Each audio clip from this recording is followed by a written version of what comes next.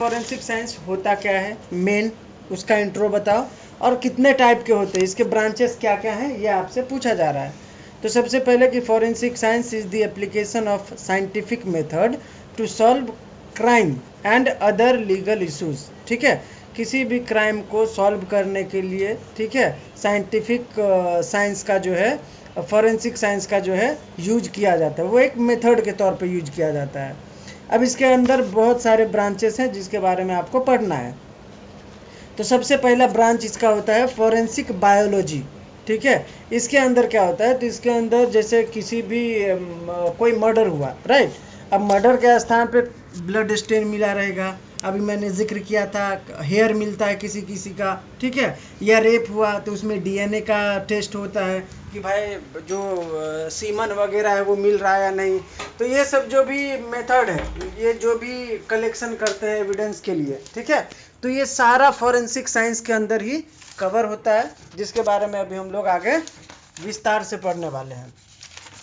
तो सबसे पहला है फॉरेंसिक बायोलॉजी। फॉरेंसिक बायोलॉजी में ब्लड, हेयर, डीएनए या कोई भी बॉडी पार्ट का जो भी आपको मटेरियल, ठीक है, कुछ भी स्टडी करना है किसी क्राइम से रिलेटेड, तो उसको बोला जाता है फॉरेंसिक बायोलॉजी। मैंने आपको भेजा है आंसर शीट, उसमें देखो, forensic biology it involves the analysis of biological evidence such as blood, hair, DNA and other bodily fluids to determine identity, relationship and other relevant information।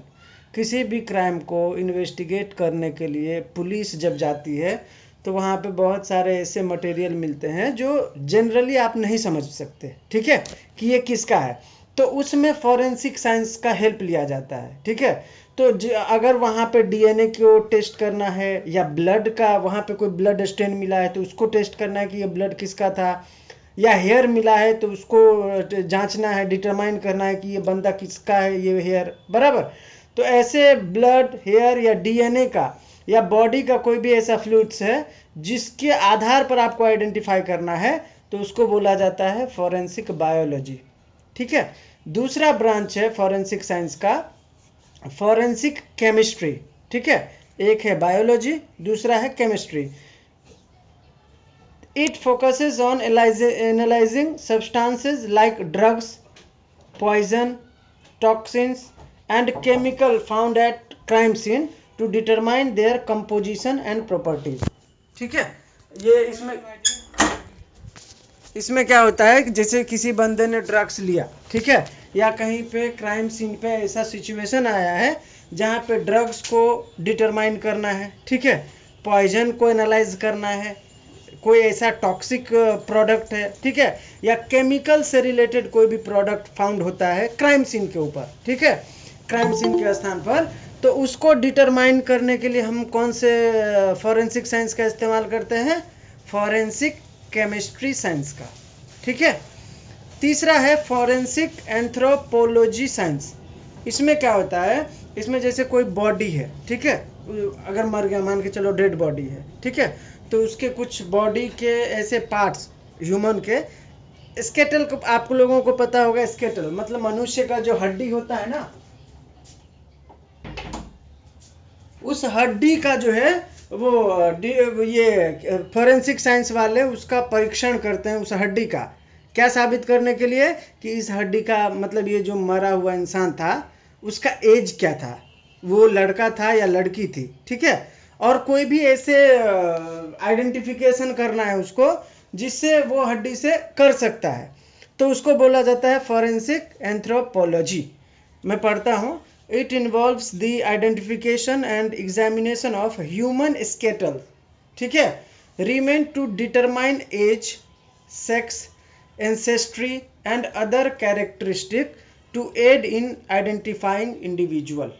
ठीक है, किसी का डेड बॉडी पड़ा था, ठीक है, बहुत दिनों से पड़ा था, अब वहाँ पे ये पता लगाना मुश्किल है कि वो डेड बॉडी लड़का का था या लड़की का था, ठीक है, अब लेकिन कोर्ट को तो जानना है, तभी तो जस्टिस होगा। तो उस स्केटल को, जो बॉडी पार्ट का जो स्केटल मिला है, उसके आधार पर जो डिटर्मिनेशन होता है कि भाई ये लड़का था या लड़की का, ये हड्डी जो मिला है बॉडी मानव शरीर का जो हड्डी मिला है वो लड़का था या लड़की था, उसका एज क्या था जब ये मरी थी, बराबर। तो कुछ ऐसे कैरेक्टरिस्टिक को आइडेंटिफाई करने के लिए, ठीक है, कोर्ट जो है या जो भी फॉरेंसिक साइंस वाले हैं वो फॉरेंसिक एंथ्रोपोलॉजी का इस्तेमाल करते हैं, ठीक है।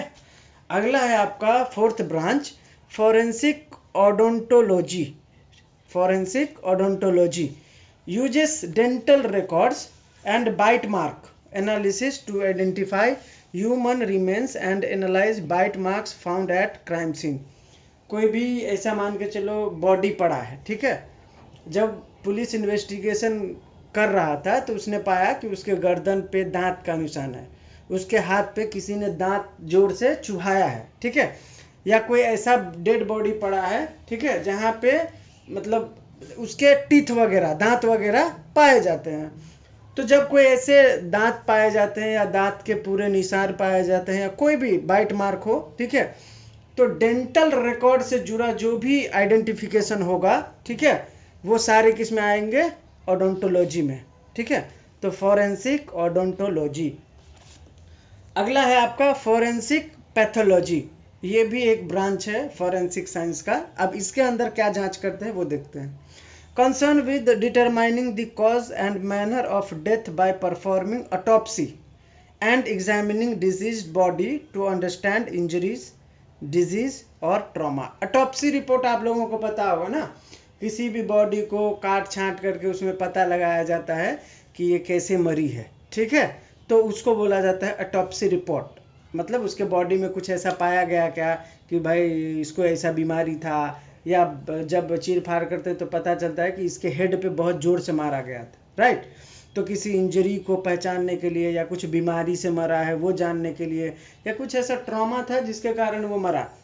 तो जब हम ऑटोप्सी करते हैं डेड बॉडी का, ठीक है, तो हम पता लगाते हैं कि इसके मरने का कारण क्या था, कॉज ऑफ एक्शन, मतलब उसके मरने का जो रीजन है वो पता करते हैं, तो उसको बोला जाता है फॉरेंसिक पैथोलॉजी, ठीक है। अगला है आपका forensic entomology, ENTOMOLOGY, forensic entomology. ये भी एक फॉरेंसिक साइंस का ब्रांच है, ठीक है, एक पार्ट है। इसके अंदर हम क्या करते हैं, देखो, utilise the study of insect life cycle and colonisation pattern to estimate the time of death and other aspect of crime scene. किसी क्राइम सीन पर डेड बॉडी मिला है, ठीक है, अब डेड बॉडी कब से पड़ा है, वो इंसान मरा कब, बराबर, उसको मतलब मरने के रीज़न क्या थे। तो जब किसी इंसान के मरने का या डेड बॉडी कोई भी क्राइम सीन पे कुछ भी ऐसा मिला है, तो वो उस स्थिति में कैसे पहुंचा और कितने दिनों से है वहाँ पे, ठीक है। कोई मरा, मान के चलो डेड बॉडी है, तो वो कभी तो मरा होगा ना, तो ये तो आपको जानना पड़ेगा ना कि ये 4 दिन पहले मरा था या अभी अभी मार के किसी ने रखा है। तो ये जानने के लिए कि ये बंदा कितने टाइम से वहाँ पे पड़ा है और कितने टाइम से वो मरा है, ठीक है, तो उसको जानने के लिए हम फॉरेंसिक एंटोमोलॉजी का हेल्प लेते हैं, ठीक है। अगला है फॉरेंसिक साइकोलॉजी। फॉरेंसिक साइकोलॉजी से हम क्या करते हैं, focuses on understanding the mental state and behaviour of individual involved in criminal activities and providing insight into their motives and action. कोई भी बंदा कोई अपराध करता है, ठीक है, तो आपको पता होता है कि कोई भी अपराध, जो अपराध के 4 स्टेजेस हैं, ठीक है। सबसे पहला होता है मोटिव, ठीक है, मोटिव या इंटेंशन जिसको बोला जाता है। दूसरा होता है प्रिपरेशन, तीसरा होता है अटेम्प्ट और चौथा होता है कमीशन। कोई भी बंदा किसी भी क्राइम को कारित करने के लिए तब तक जिम्मेदार नहीं है जब तक उसने ये चारों फुलफिल नहीं किए हैं, ठीक है।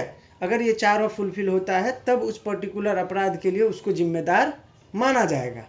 अब किसी ने सिर्फ मोटिव बनाया, मैंने मन में सोचा कि मुझे अनीता मैम के घर चोरी करना है, तो ये मोटिव से मुझे कोई पनिशमेंट दे देगा क्या? नहीं दे सकता। क्यों? क्योंकि मैंने सिर्फ सोचा है, मैंने प्रिपरेशन किया, मैंने हथौड़ा वगैरह लाया, अब मैं सोच रहा हूँ कि अनीता मैडम के घर पे चोरी करना है। मैंने प्रिपरेशन भी कर लिया, चाकू भी ले लिया कि कोई रोकेगा तो सीधा भोंक दूंगा, ठीक है, ये सब हो गया। लेकिन ये सब मैं अपने घर पे किया हूँ, कोई मुझे चोर बोलेगा क्या?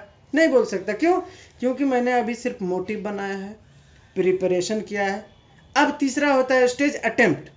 अगर मैं चोरी करने के इरादे से मैंने हथियार ले लिया, चाकू भी पीछे ले लिया, अब मैं अनीता मैडम के घर के पास खड़ा हूँ, ठीक है, जैसे ही हथौड़ा लेके उनके घर का दरवाजा तोड़ता हूं तब तक में लोग आ जाते हैं, मैंने अटेम्प्ट किया, ठीक है, अब मैं हाउस ब्रेकिंग के लिए जिम्मेदार हूं, चोरी के लिए जिम्मेदार हूं क्या?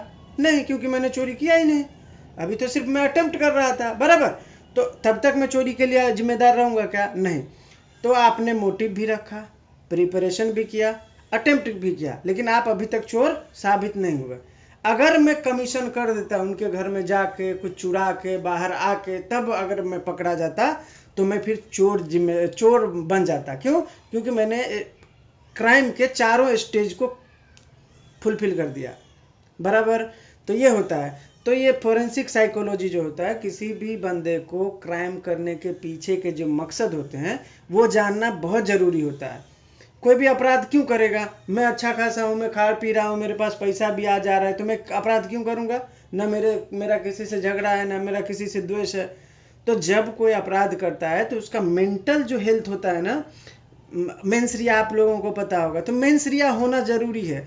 तो ये जो साइकोलॉजी है, फॉरेंसिक साइकोलॉजी, ये मेंटल स्टेट को मापने का काम करता है कि भाई इसका प्रीवियस बैकग्राउंड क्या था, उससे उसका क्या दुश्मनी रहा होगा, कुछ तो रहा होगा ना।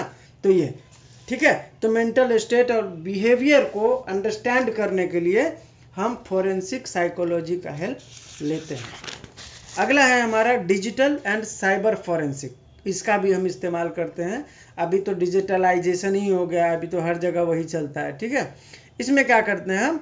Involves the investigation of digital devices and electronic data to recover and analysing information related to cyber crime, hacking and digital evidence. ये खास करके ये जो हमारा साइबर फोरेंसिक साइंस है, इसका इस्तेमाल हम लोग साइबर क्राइम के अपराध में करते हैं कि भाई ये जो डेटा है वो किसने चुराया, बराबर, कहाँ से इसका लिंक आया, किसने उसको भेजा था, ठीक है, इस लिंक को जनरेट किसने किया था, किसी ने तो किया होगा ना, क्रिएटर कौन है इसका, बराबर। तो इस सब को इन्वेस्टिगेट करने के लिए साइबर फोरेंसिक साइंस का जो है इस्तेमाल किया जाता है। अगला है आपका फोरेंसिक डॉक्यूमेंट एग्जामिनेशन, ये भी एक साइंस है। इसमें आप क्या क्या करते हो? Involves analysing hand writing, signature, printing and any other characteristic of document to determine authenticity and detect forgery और अल्टरेशन। कोई भी डॉक्यूमेंट आपके पास आया, उस पर सिग्नेचर है, अब आप कैसे पता चलोगे कि सिग्नेचर जेन्यून आदमी ने किया है कि किसी थर्ड पर्सन ने किया है? फॉर्जरी भी तो कर सकता है, किसी का साइन कोई और कर देगा, ठीक है। ऐसे बहुत सारे सीन होते हैं कि किसी के साइन के बदले कोई और कर देता है। तो कुछ ऐसे डॉक्यूमेंट से रिलेटेड, ठीक है, अगर कोई डिटर्मिनेशन करना है या एनालाइजिंग करना है कि भाई इस पर हैंड राइटिंग किसका है या सिग्नेचर किसका था, बराबर, तो ऐसे डॉक्यूमेंट से रिलेटेड कोई भी ऑथेंटिसिटी डिटरमाइन करने के लिए जब हम हेल्प लेते हैं फॉरेंसिक साइंस का, तो उसको बोला जाता है फॉरेंसिक डॉक्यूमेंट एग्जामिनेशन साइंस, ठीक है। अगला है आपका फॉरेंसिक टॉक्सिकोलॉजी। इसमें हम क्या करते हैं?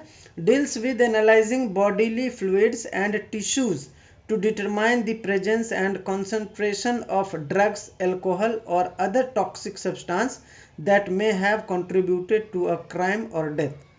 कोई भी बंदा जिसने अपराध किया है, ठीक है, या कोई भी ऐसा डेड बॉडी जिसमें हमें ये पता लगाना है कि ये ड्रग्स के कारण ऐसा इसका हाल हुआ, ठीक है, या इसके बॉडी में अल्कोहल का मात्रा है, ठीक है, या जो अपराधी है उसने जब ये क्राइम किया तो तभी वो ड्रग्स के नशे में था, या उसने अल्कोहल के इन्फ्लुएंस में आके किया, या कोई ऐसे सब्सटेंस उसके बॉडी के अंदर पाए गए जिसके कारण, जिसने कंट्रीब्यूट किया उस क्राइम को करने में, ठीक है, तो उसको जब हम डिटरमाइन करते हैं, एनालाइज करते हैं, तो उसको बोला जाता है फॉरेंसिक टॉक्सिकोलॉजी। टॉक्सिक का मतलब क्या होता है कि भाई आप इन्फ्लुएंस हुए किसी ऐसे मादक पदार्थ से जो किसी क्राइम को अंजाम करने में, अंजाम तक पहुंचाने में आपकी हेल्प की हो, ठीक है। अगला है आपका फॉरेंसिक फिजिक्स, ये भी एक पार्ट है फॉरेंसिक साइंस का। इसमें हम क्या करते हैं? It deals with physical evidence ये जो है किसी भी क्राइम सीन के पास कोई भी फिजिकल एविडेंस है, जैसे कोई ग्लास का टुकड़ा मिला वहाँ पे, बराबर। अब मारपीट हुआ रहेगा तो कोई ग्लास आया होगा तो गिरा होगा तो वो भी टूट गया होगा, बराबर। कोई ऐसे टूल थे जिसकी मदद से अपराध हुआ है, तो कोई भी, जैसे कोई अपराधी आया था उसका शू प्रिंट तो होगा ना, वो जूता पहन के आया होगा तो, बराबर। तो कोई भी ऐसे फिजिकल एविडेंस जो क्राइम सीन पे पाए जाते हैं, उसको जब हम एनालाइज करते हैं तो हम फॉरेंसिक फिजिक्स साइंस के मदद से करते हैं, ठीक है। अभी मैं पढ़ता हूँ। It deals with physical evidence such as glass, cement, tool mark, paint, shoe print, footprint etcetera examine under this branch. इस ब्रांच के अंदर, फॉरेंसिक्स फिजिक्स साइंस के अंदर, हम लोग ये फिजिकल एविडेंस को जो है डिटरमाइन करते हैं, ठीक है। अब इसको कैसे करते हैं? Experts visit the crime site and collect evidence from there to help in investigation.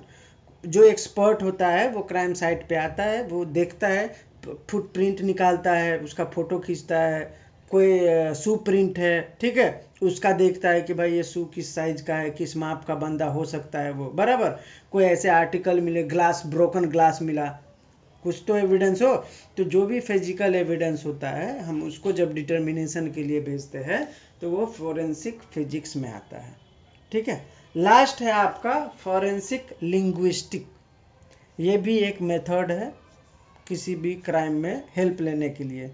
इसमें क्या होता है? Analysing language and linguistic pattern to help identifying criminal, decipher threatening message and provide language related evidence in legal cases, ठीक है।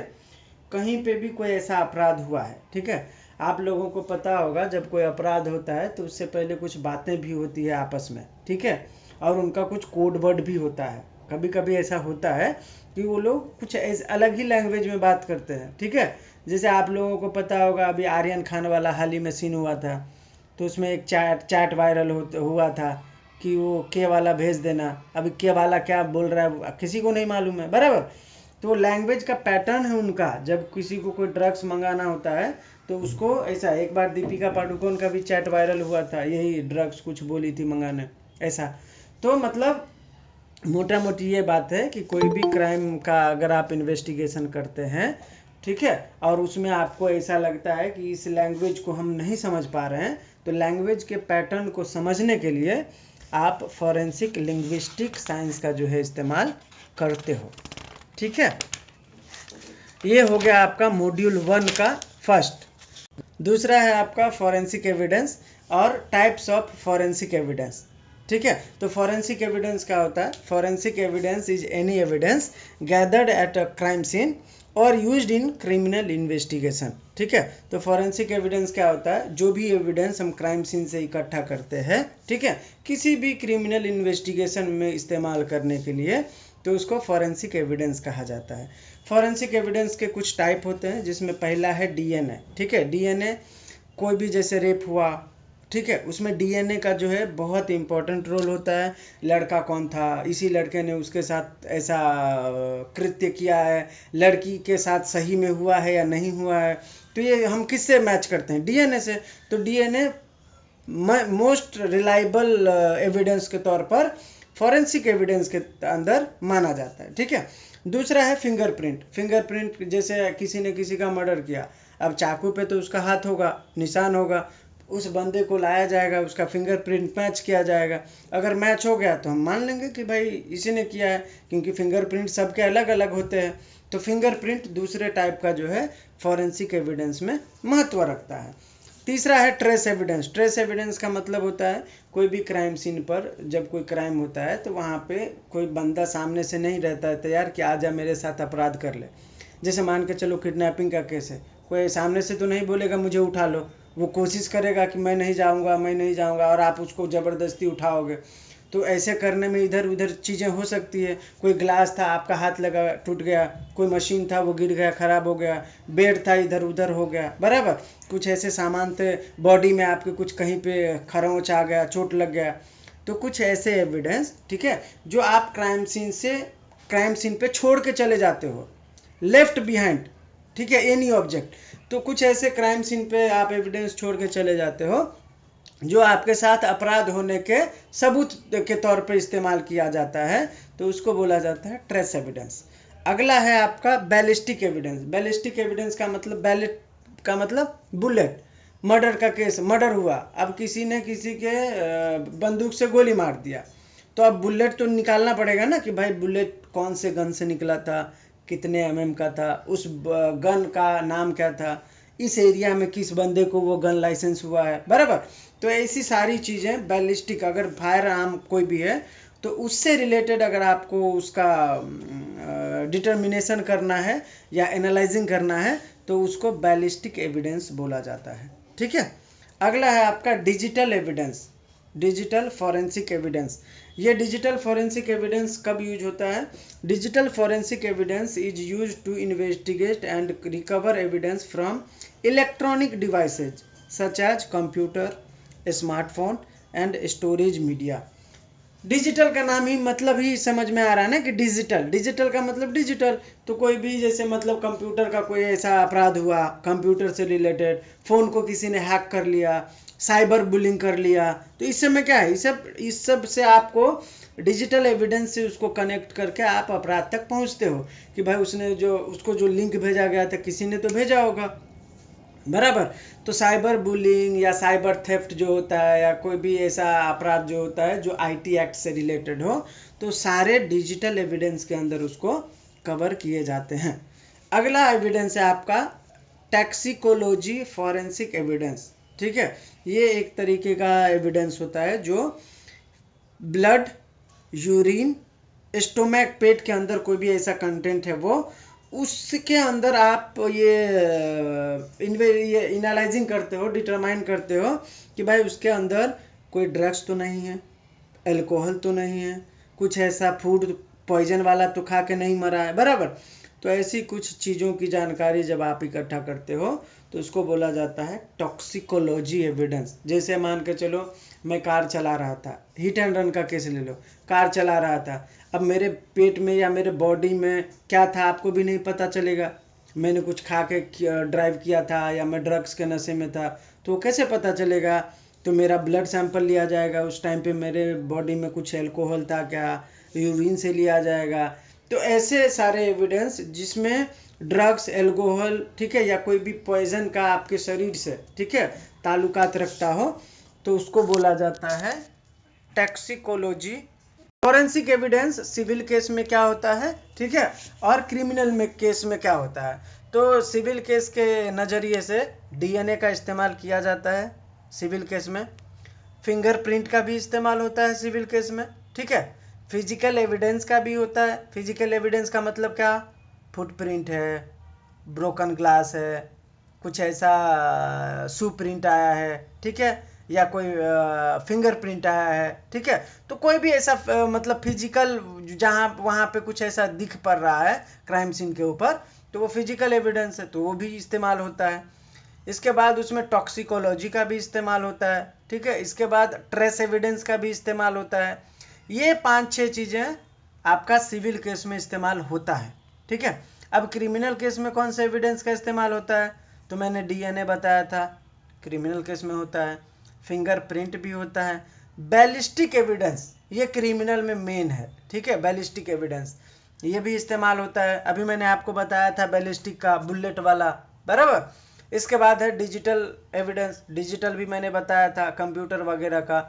फिर toxicology का भी है कि भाई उसके बॉडी में कुछ ऐसा है था क्या, अल्कोहल वगैरह, वो भी।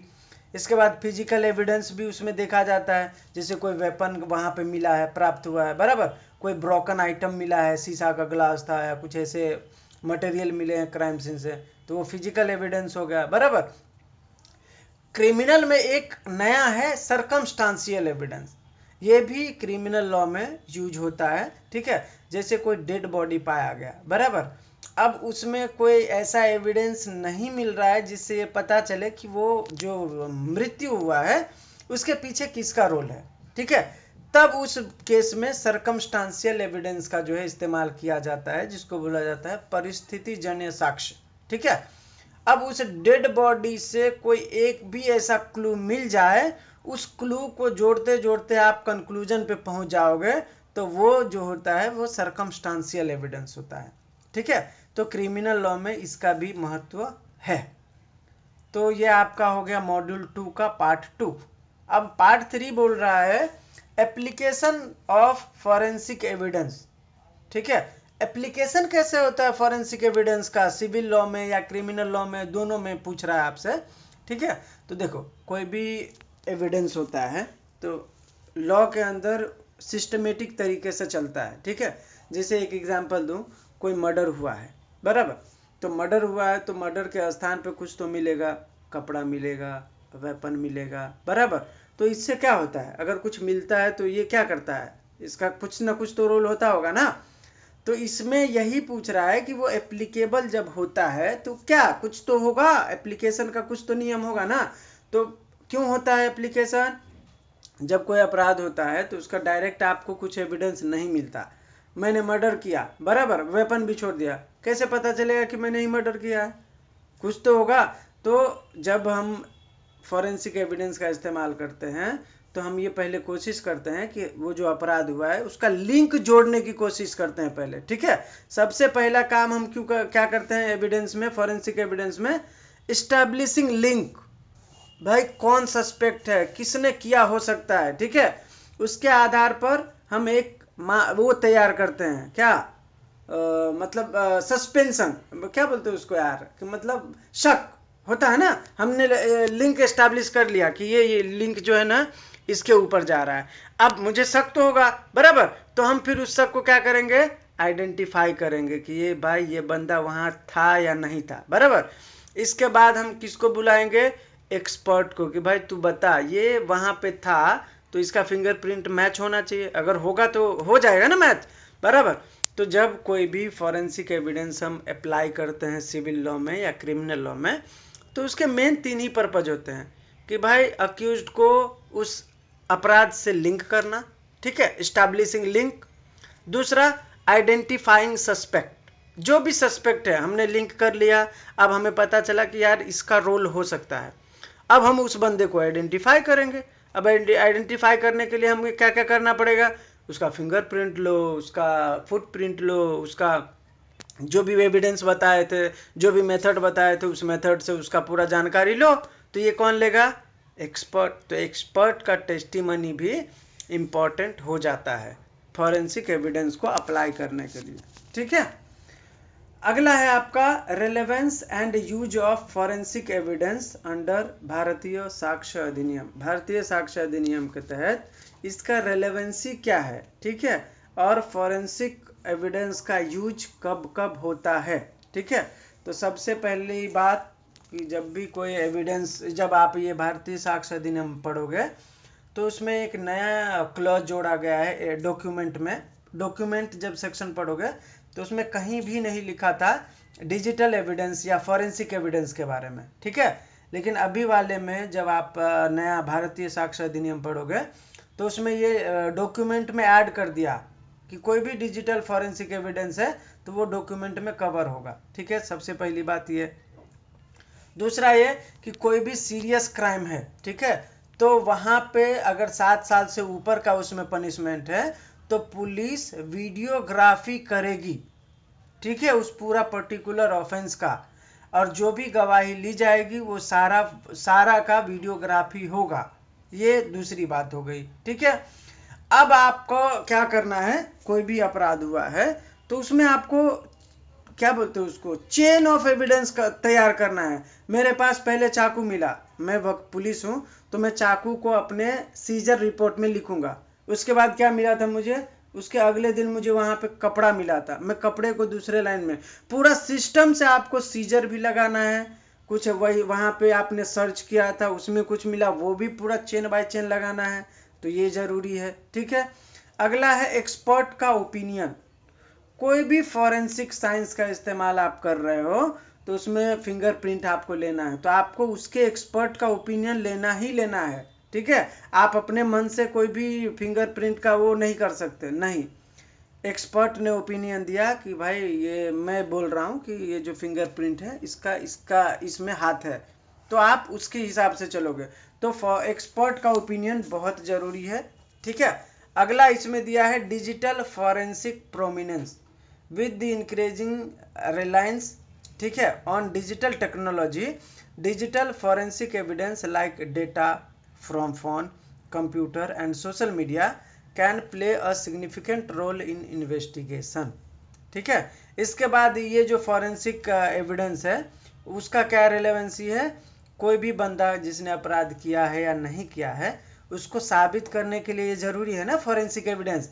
जैसे मान के चलो किसी ने रेप किया या मर्डर किया, अगर रेप किया तो उसका अगर डीएनए मिल जाए तो साबित होगा ना कि यार ये अपराधी है या नहीं है, तो या तो इनोसेंट होगा या गिल्टी होगा। फिंगरप्रिंट मिला, डिजिटल फुटप्रिंट मिला या बैलिस्टिक एविडेंस कुछ मिला, तो उससे किसी भी बंदे को या अपराधी है या निर्दोष है ये इस्टेब्लिश होता है, बराबर। तो ये रिलेवेंसी होता है उसके अंदर।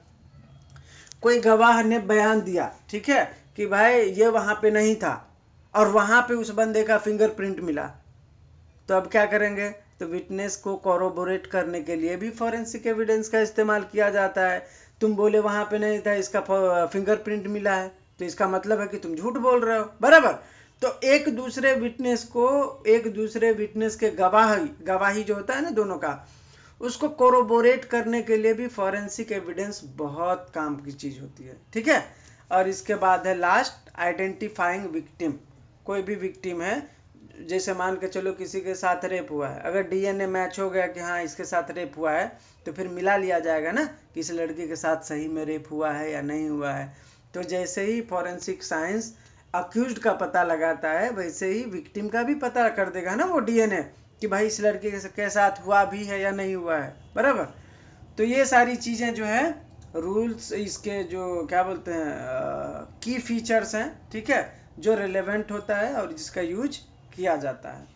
अगला है जो कि पांचवा लास्ट है आपका मॉड्यूल के अंदर, एक्सपर्ट विटनेस और उसके ओपिनियन की रिलेवेंसी क्या है, इसके बारे में। ठीक है, तो एक्सपर्ट ओपिनियन मैंने बताया ऊपर ही कि कोई भी एक्सपर्ट है, फिंगरप्रिंट का हो या मेडिकल एग्जामिनेशन का हो या डीएनए एक्सपर्ट हो, उसका ओपिनियन बहुत जरूरी हो जाता है। कब कब उस किसी एक्सपर्ट का ओपिनियन लिया जाएगा, the court the expert must B examine in court.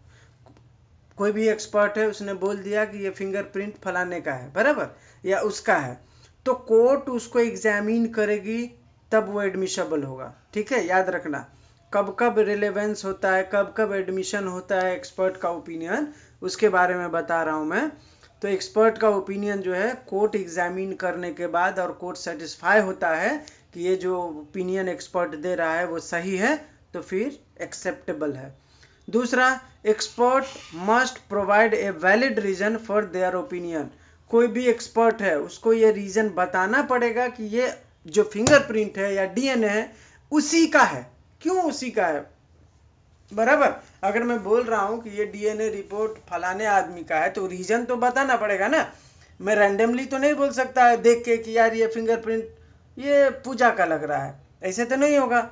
Valid reason देना पड़ेगा उसके पीछे कि मैंने इन्वेस्टिगेट किया, मेरा ओपिनियन है, ये देखो पूजा का पहले भी ऐसा मिला था, बराबर। तो ऐसा, तो आप कोई भी एक्सपर्ट ओपिनियन लेना है तो सबसे पहले उसको रीजन देना पड़ेगा कि उसका जो ओपिनियन है उसके पीछे रीजन है क्या।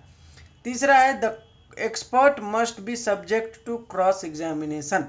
कोई भी एक्सपर्ट अगर कोई ओपिनियन दे रहा है तो अपोजिट काउंसिल उसको क्रॉस एग्जामिनेशन कर सकता है। ठीक है, और क्रॉस एग्जामिनेशन के बाद भी अगर वो जो ओपिनियन है उसका सही पाया जाता है, तब उसका जो ओपिनियन है वो कोर्ट में एडमिशेबल है। ठीक है, तो ये जो एक्सपर्ट का ओपिनियन कब कब रेलेवेंट होता है, एडमिशेबल होता है, उसके बारे में ये था। ठीक है, अब कोई भी एक्सपर्ट का जो है ओपिनियन कैसे इवेल्युएट होता है, इसके बारे में भी है। The court considered whether the experts opinion has been reviewed. उसका जो ओपिनियन है उसको रिव्यू किया गया है या नहीं। The court considered whether the expert's opinion has been tested। ठीक है, इसके बाद the court consider the general acceptance of the expert opinions in the relevant scientific community. ये होता है आपका। अब किसी भी एक्सपर्ट का ओपिनियन जो होता है उसको कैसे ट्रीट किया जाता है, उसको कुछ तो होगा ना उसका मतलब रेलेवेंसी, ठीक है। तो कोर्ट जो है किसी भी एक्सपर्ट के ओपिनियन को सबसे पहली बात कंक्लूसिव नहीं मानता, ठीक है। किसी एक्सपर्ट ने ओपिनियन दिया कि फिंगरप्रिंट उसी का है, अब आप उसके आधार पर किसी को कन्विक्ट नहीं कर सकते अगर आपके पास कोई एविडेंस नहीं है तो, ठीक है। बस ये कि फिंगरप्रिंट बोला है एक्सपर्ट ने कि उसी का है और बाकी कोई एविडेंस नहीं है तो कोर्ट ये बोल देगा कि फिंगरप्रिंट तुम्हारा था, चलो तुम नहीं किया, नहीं। सबसे पहला रूल ये है, expert opinion are not conclusive, ठीक है। उनके एविडेंस को एक्सपर्ट के एविडेंस को ओपिनियन को कंक्लूसिव नहीं माना जाता। दूसरी बात, experts opinion are treated as secondary evidence.